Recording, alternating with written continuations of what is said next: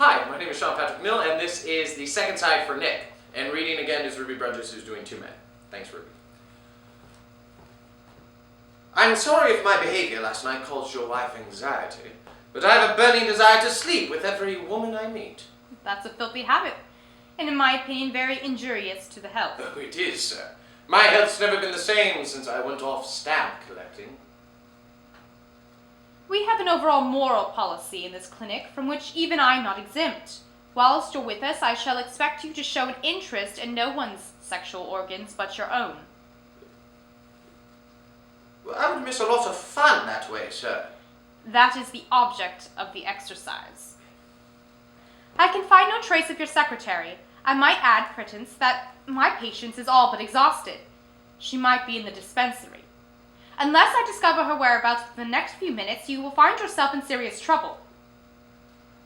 There's a policeman at the door. He wishes to speak with someone member of the household. Ask him to step this way. Who said they'd come to arrest me? This paranoia is uncalled for.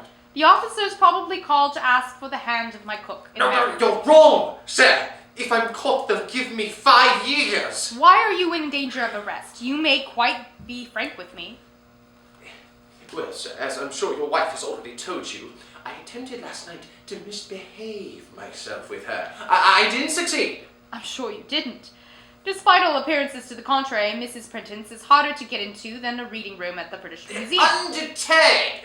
I took the lift to the 3rd floor, where a party of schoolgirls were staying. Oh, sir, what lonely and aimless lives they lead. Was there no mistress in the attendance? She occupied the room across the corridor. Did you disturb her? No! And she'll never forgive me for it. It was she who reported the incident to the police. Oh, sir, don't turn me over to the law. I warn you, Prentice, unless you are prepared to cooperate in finding Mrs. Barely, I shall call upon you to account for her disappearance. If you are unable to do so, the police must be informed. Have you given any thought to my predicament? No, I'm obsessed with my own. We shall be sharing the same cell at this rate. Oh.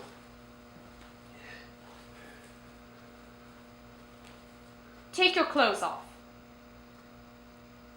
Are you trying to beat me about, sir? Certainly not. Is that what usually happens when men ask you to take their clothes off? Yes. They usually give me 5 shillings. 5 shillings?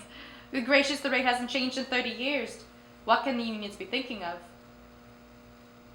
Come along. Strip.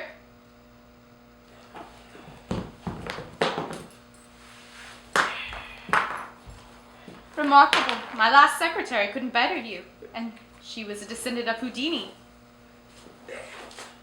Don't remove your drawers. My medical training has familiarized me with that, what is underneath.